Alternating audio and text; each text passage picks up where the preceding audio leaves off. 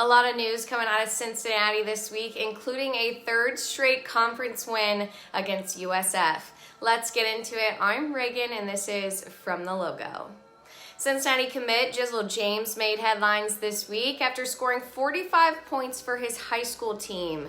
And to quote his high school coach, Steve Reese, he said, "Jizzle was just being Jizzle." Great news for the future of the program and for Coach Miller, as he and Coach Dollar were in attendance. He played against a great program, one of the best programs in the state of Florida. He was playing against, I don't know how much I'm allowed to talk about that publicly, but it was a high-level game, packed gym, and he had 47. He was pretty damn good, guys. He's pretty damn good. Big picture, we got a really good guard coming in Jizzle James.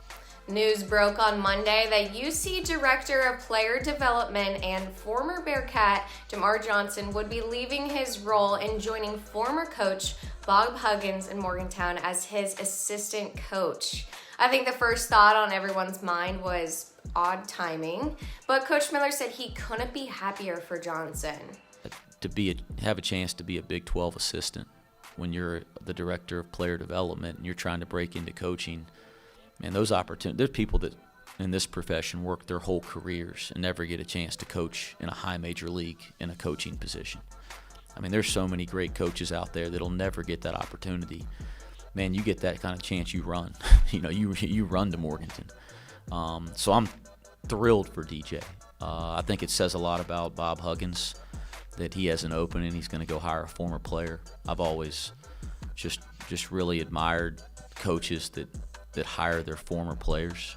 So I think it says a lot about Coach Huggins, and it's a terrific opportunity for him. Certainly it's not the most ideal time for our program, but you do step back in my seat sometime and put things in perspective, and we'll manage. We got a great staff. We'll kind of manage some of his duties, but this is the kind of thing you just can't say no to. And finally, Cincinnati brought home another convincing win on Wednesday against the USF Bulls, shooting nearly 50% from the field and 41% from three. The storyline of the first half had to have been that the Bearcats didn't allow a single turnover, and in the second half, they only allowed 4. Landers Nolly having another impressive night, and it looked like David DeJulius got some of his mojo back, both scoring 21 points. Nolly with 6 assists and 9 rebounds, DeJulius with 7 assists and 2 rebounds. Odie ending the night with 8 points and 5 rebounds. Some great looks off the bench as well. Dan Skillings with 11 points and Kalu going 3 for 3 from the field. Victor Locken definitely not having his best night, picking up a technical foul, fouling out in the second half and only putting up 6 points. Coach Miller did say he wasn't happy with the way they finished, but said it's easy to get complacent with leads, but good teams don't do that.